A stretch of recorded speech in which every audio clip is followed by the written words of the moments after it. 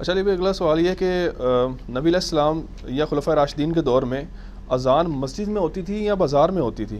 کیونکہ کچھ بازار میں بھی ہوتی تھی پیرلل میں، لیکن مسجد میں اس طریقے سے ایگزیکٹ مسجد کے اندر تو نہیں ہوتی تھی. چبوترے بنے ہوئے تھے نا، منارہ تھا جس پہ حضرت بلال چڑھتے تھے، بخاری مسلم میں آتا ہے. وہ مسجد میں شمار ہوتے تھے یا بازار میں شمار ہوتے تھے؟ بازار میں تو اللہ سے حضرت عثمان نے دوسری اذان شروع کروائی تھی نا جمعے کی. وہ صرف جمعے کی تھی؟ وہ جمعے کی تھی جو بازار میں شروع کری تھی، مقام میں زورہ پر، صحیح بخاری میں آتا ہے.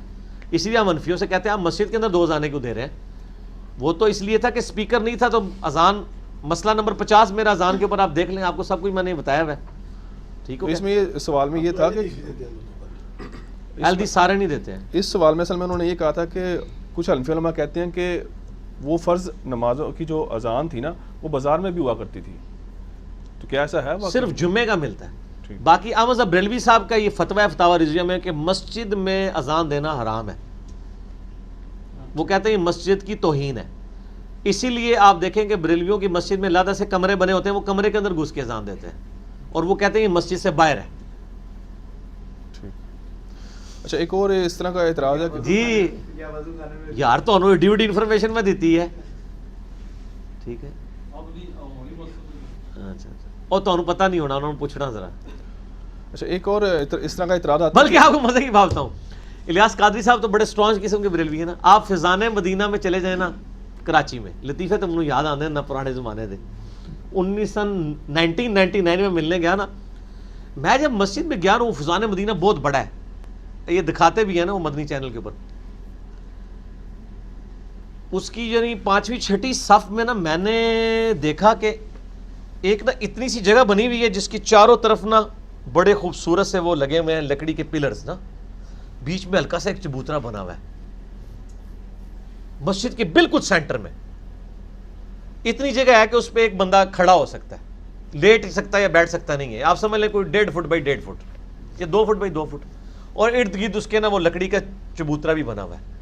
اب جو بندہ بھی مسجد میں آتا ہے نا، وہ اس کی پہلے نظر آتی ہے کہ مسجد کے سینٹر میں یہ نظر آ رہا ہے آپ کو. اچھا، میں نے کہا یہ کیا ہے جی مسجد میں؟ وہ کہتے ہیں جی یہ مسجد سے باہر ہم نے ڈکلیئر کیا ہوا ہے اس حصے کو، یہاں کھڑے ہو کے اذان دیتے ہیں، کیونکہ مسجد کے اذان دینا تو گناہ ہے.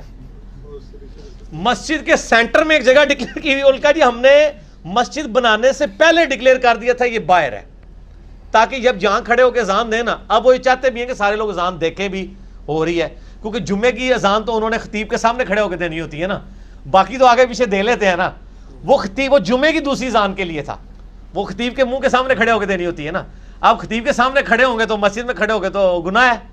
تو انہوں نے بالکل خطیب کی سیدھ میں نا سینٹر میں نا ایک جزیرہ بنایا ہوا ہے چھوٹا سا، اس پہ کھڑے ہو کے وہ جمعے کی اذان دیتے ہیں. یہ میں شغل میں نہیں بتا رہا، فزیکلی دیکھ لیں کہ آپ کے دین کے ساتھ کیا ہو رہا ہے. اچھا، پھر وہاں پہ جتنی چندہ بکس ہیں نا ان پہ آپ کو ایک سٹیٹمنٹ نظر آئے گی، کیونکہ بہت پرہیزگار متقی لوگ ہوتے ہیں نا. یہ غیبت کے خلاف جنگ، جھوٹ کے خلاف جنگ، سوائے شرک اور گستاخیوں کے ہر چیز کے خلاف جنگ جاری رہے گی.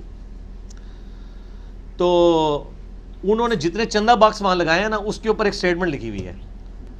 اس چندے بکس میں جو بندہ آپ پیسے ڈال رہے ہیں نا، جس کو آپ یہ چندہ دے رہے ہیں یعنی مسجد کو، ان کو اس کے استعمال کے کلی اختیارات ہوں گے کہ جہاں مرضی استعمال کریں. تو اب وہ اللہ کی بارگاہ میں پکڑے نہیں جا سکتے. اگر آپ نے پیسے ڈالے تھے مسجد کے لیے، ان کو چونکہ کلی اختیار ہے تو وہ اسے گاڑی بھی خرید سکتے ہیں. یہ سٹیٹمنٹ ہر جگہ لکھی ہوئی ہے کہ اس کے جو یار یہ سٹیٹمنٹ لکھنے کی ضرورت کیا ہے؟ ظاہر ہے چندہ باکس ہے تو اختیار اسی کو ہی ہے جس نے چندہ کھولنا ہے. یہ لکھنے کی کیا ضرورت ہے؟ یہ خریدا ہوا مال واپس یہ تبدیل نہیں ہوگا. وہ اسی لیے لکھا ہوتا ہے کہ ہم نے واپس بھی نہیں کر رہا، تبدیل بھی نہیں کر رہا. یہ جو لکھا ہے نا کہ اس میں آپ جو چندہ ڈال رہے ہیں وہ مسجد کی انتظامیہ کو جو ان کے انڈر ہی ہوتی ہے، اس کو کلی اختیار ہوں گے اس کے خرچ کرنے کے. تو باقیوں کے کیا آدھے ہوتے ہیں؟ عام مسجد میں جو آپ جاتے ہیں آدھے آپ کو واپس کر دیتے ہیں. وہ کلی اختیار کا مطلب یہ ہے کہ بریکٹس میں سب کچھ کور. یہ وہی ہے نا جس طریقے سے آپ یعنی ہیلا، فقہ حنفی میں ہیلا بھی ہوتا ہے نا، یہ ہیلے کی ایک ماڈرن فارم ہے. پرانے بزرگوں نے کیا، بچوں نے بھی اس میں حصہ ڈال دیا، اچھے ہیلے. ٹھیک ہو گیا. عشاء کی نماز دیر سے پڑھنا افضل ہے، تو کیا عشاء کی نماز آخری پہر میں گھر میں پڑھ سکتے ہیں؟ افضلیت میں اور واجبیت میں فرق دیکھیں نا. جماعت تو واجب ہے نا. اگر کسی مسجد میں ڈیلے جماعت ہو رہی ہے آپ وہاں جا کے پڑھ لیں. آپ واجب کے پیچھے افضلیت کو نہیں پکڑیں گے. افضلیت تو جسٹ ایک بہتری ہے نا. واجب تو نہیں چھوڑنا نا. جماعت سے ہی نماز پڑھیں. اگر آخری پہر میں کہیں جماعت ہوتی ہے وہاں جا کے کروائیں. صحیح. کیا ایسے امام کے پیچھے نماز ہو جائے گی جو نماز کے بعد دعا میں کہتا ہو یا رسول اللہ انظر حالنا، اس طرح کی کلمات کہتا اس کو سمجھائیں میرے بھائی، کیا کریں حل.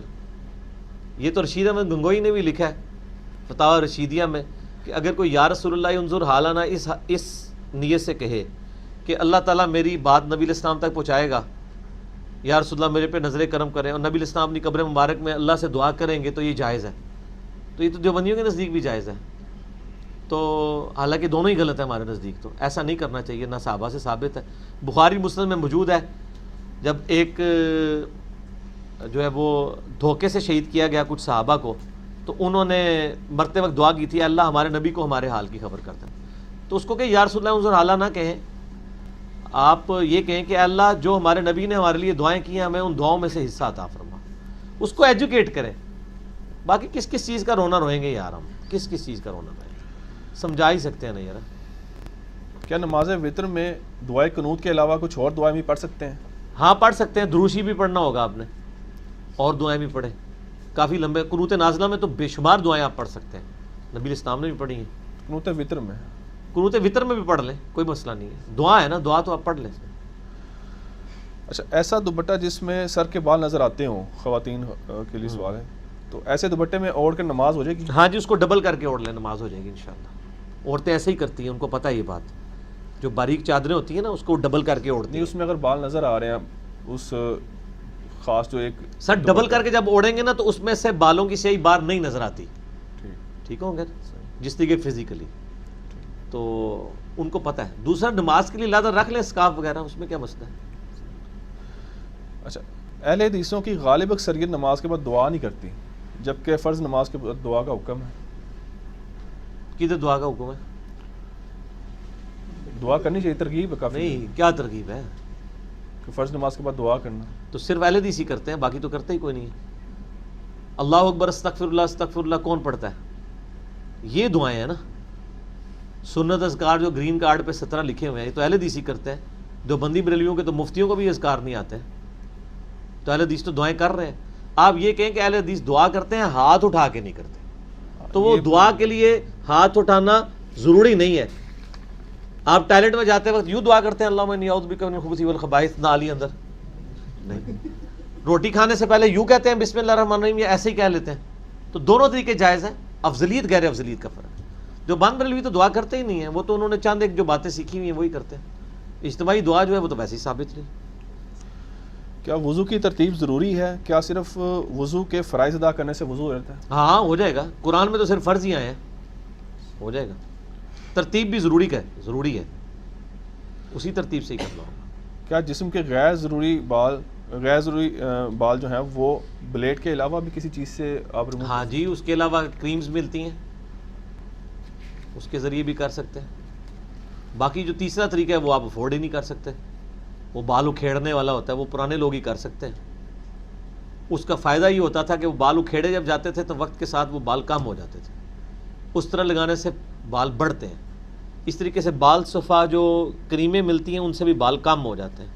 وہ ہم لوگ تو چونکہ یوز نہیں کرتے ہیں، عورتیں زیادہ تر یوز کرتی ہیں، ان کو پتہ ہے وہ مل جاتی کریم. بال اکھیڑنے والا کوئی اسلاف سے ملتا ہے ہمیں کہ وہ اکھیڑا کرتے تھے بال؟ بخاری مسلم میں الفاظ اکھیڑنے کی تو ہیں، مونڈنے کے الفاظ تو کہیں نہیں ہے. اکھیڑنا، بالوں کے بغلوں کے بال اکھیڑنا، اکھیڑنے کا لفظ ہے. مسلم شریف میں جو 10 چیزیں فطرت میں سے ہیں، ناخن کاٹنا، مونچھیں پست کرنا، اس میں بغلوں کے بال اکھیڑنا ہے ہی اکھیڑنا ہے. لیکن صاف کرنا بھی ثابت ہے. صحیح بخاری میں ہے وہ جو ایک صحابی تھے جن کو قید کر لیا گیا تھا، تو بعد میں وہ ان کا کیا نام تھا، عاصم نہیں اور تھے کوئی، عاصم یا زید بن عاصم بن ثابت تھے ان کو. تو وہ انہوں نے پھر اس طرح مانگا تھا بال ریموو کرنے کے لیے. تو جواز ہے اس طرح سے